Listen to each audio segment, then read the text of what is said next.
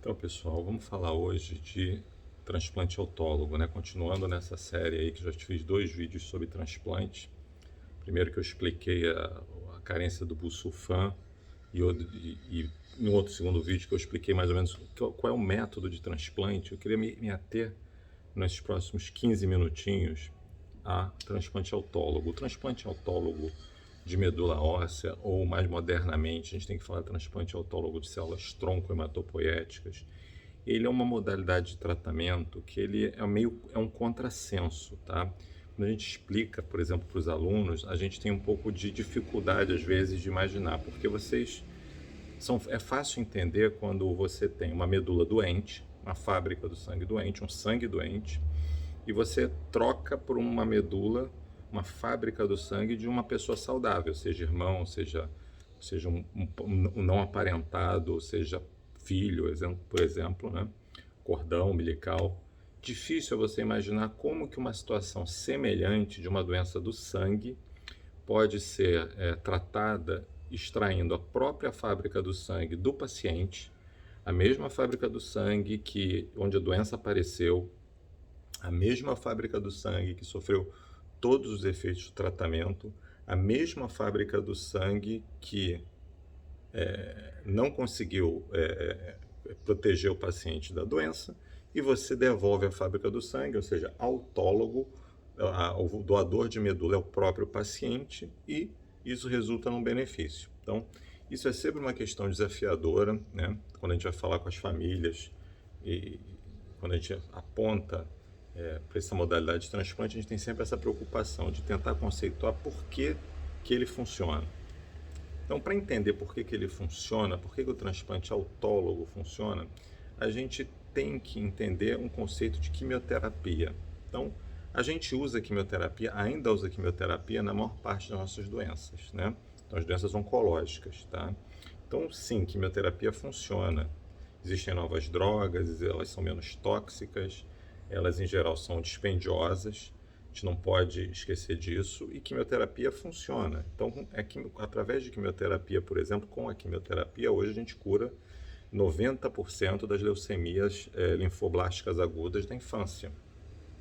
Com quimioterapia, a gente cura em torno de 50% de linfomas difusos de grande célula. Com quimioterapia, a gente consegue atuar muito bem e curar uma gama, um percentual não desprezível de leucemias mieloides agudas. Então, a quimioterapia ela é eficaz. A célula maligna ela é sensível à quimioterapia. Então, o que faz com que a gente não possa usar mais quimioterapia? A pergunta é a seguinte: ok, se eu consigo curar com quimioterapia, por que eu não uso mais quimioterapia para aquelas doenças que são mais resistentes? Por que eu não aumento a dosagem de quimioterapia? A gente usa um negócio chamado de quimioterapia de altas doses. E a resposta é muito simples. Sempre que a gente vai desenhar, isso acontece em estudos clínicos, sempre que a gente vai desenhar a entrada de um novo tratamento, uma das primeiras perguntas é a seguinte: qual é a dose máxima tolerada pelo indivíduo? Então, como que a gente vai fazer para organizar essa dose máxima, essa tolerância? E a gente sabe que um dos tecidos mais sensíveis a essas doses de quimioterapia é a fábrica do sangue, a medula óssea. Tá? É um dos tecidos mais sensíveis, talvez só perca em sensibilidade para o tubo digestivo. Então é um dos efeitos colaterais de transplante muito comuns, né? Da diarreia, da náusea, porque o tubo digestivo realmente é muito sensível à química.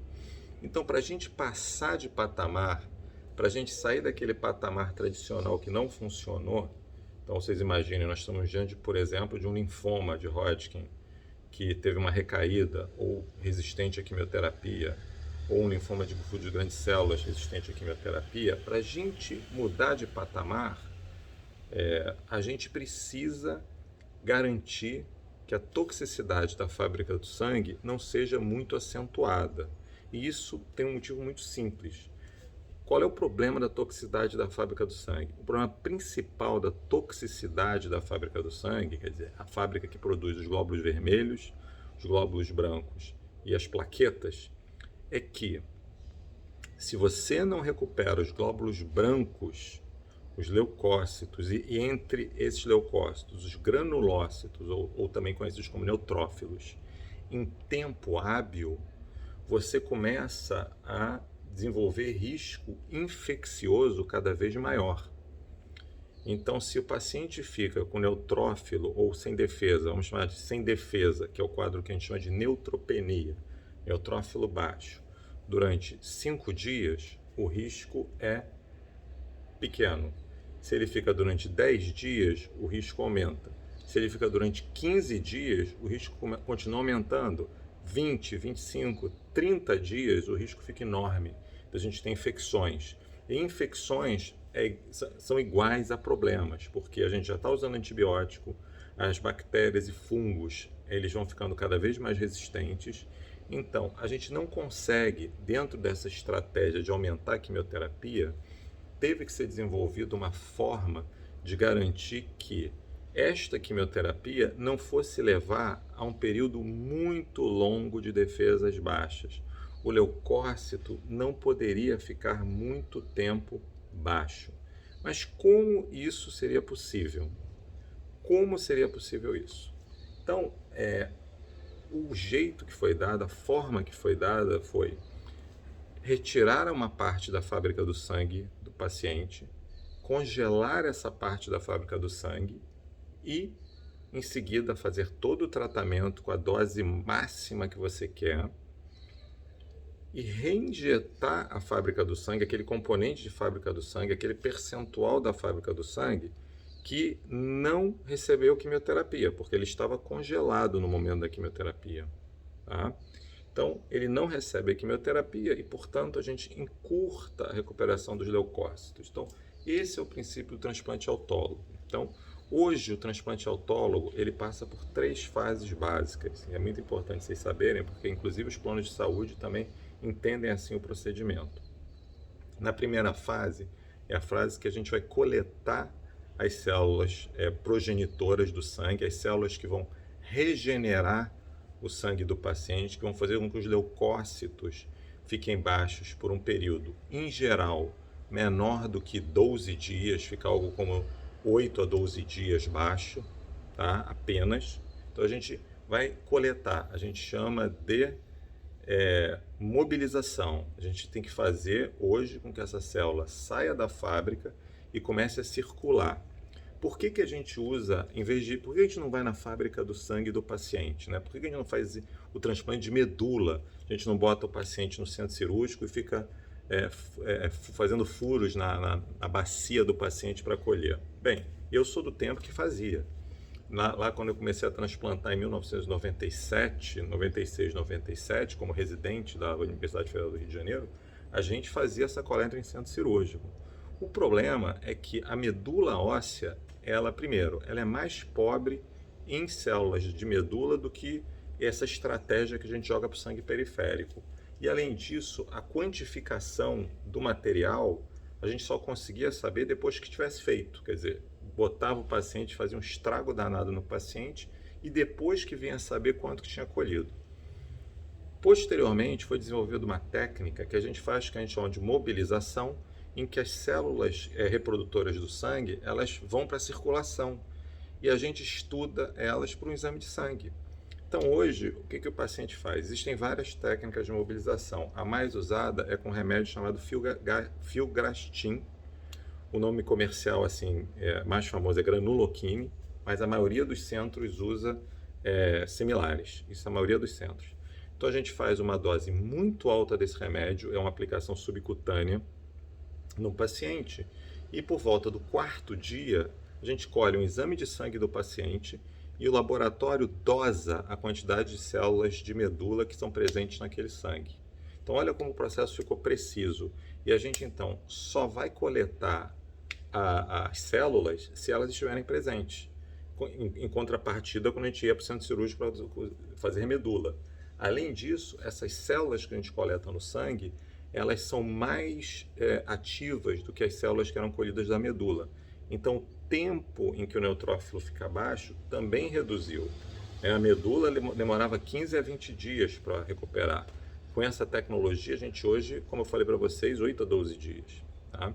Então, é dosado no sangue a quantidade de células progenitoras que estão circulando, né? E percebe que, como a gente colhe do sangue, a probabilidade de contaminação por linfoma, contaminação é menor, porque no sangue tem menos doença maligna do que, por exemplo, na fábrica, sempre é assim.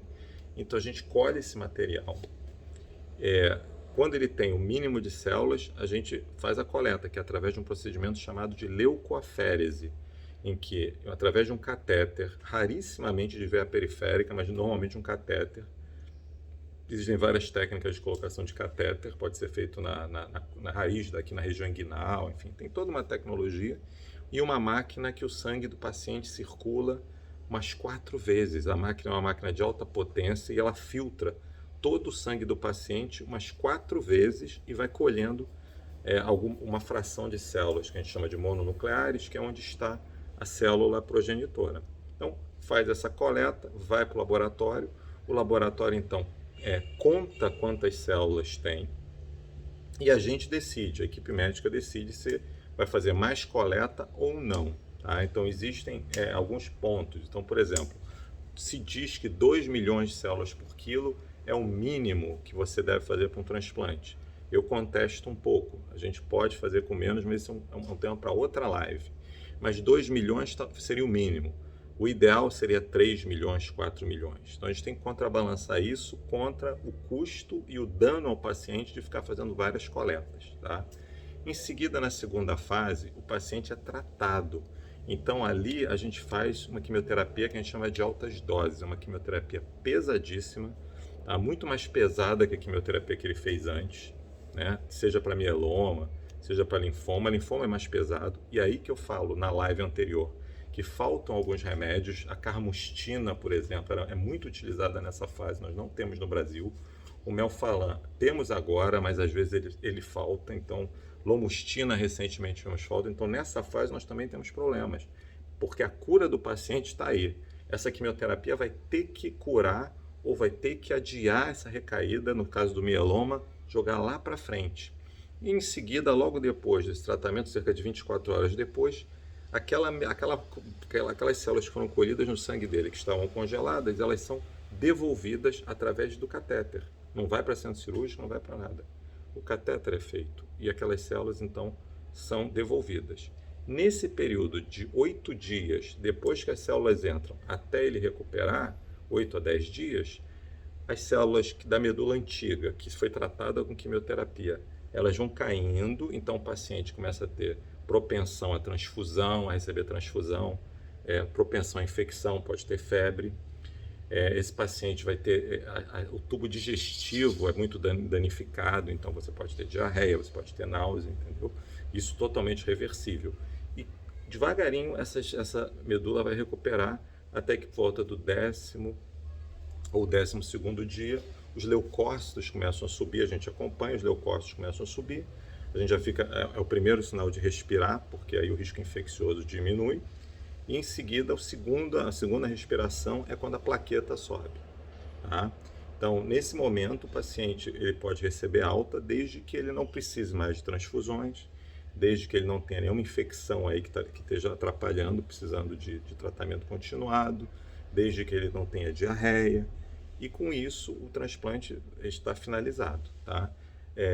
Os transplantes autólogos são muito utilizados para mieloma múltiplo, em primeira remissão, são muito utilizados para linfoma de Hodgkin, linfoma difuso de grande célula, que são linfomas agressivos, nesse caso para doença recaída ou refratária, e também a gente utiliza muito para linfomas mais raros, tipo o linfoma da célula do manto, em primeira remissão, no primeiro tratamento, e linfoma de células T, também no primeiro tratamento. Tá? E tudo isso se originou, na grande maioria dos casos, no mieloma, por exemplo, de estudos que mostraram que você transplantar, você deixa o paciente mais tempo sem problema do que se não transplantar. No caso dos linfomas agressivos, o objetivo é a cura. A gente pode chegar à cura em até 50% das vezes. Tá? Então, meu tempo está acabando, meus 15 minutinhos, então eu espero que você tenha entendido. Transplante autólogo é igual a mega quimioterapia. E é esse o princípio, porque que ele é o doador dele mesmo. Muito obrigado.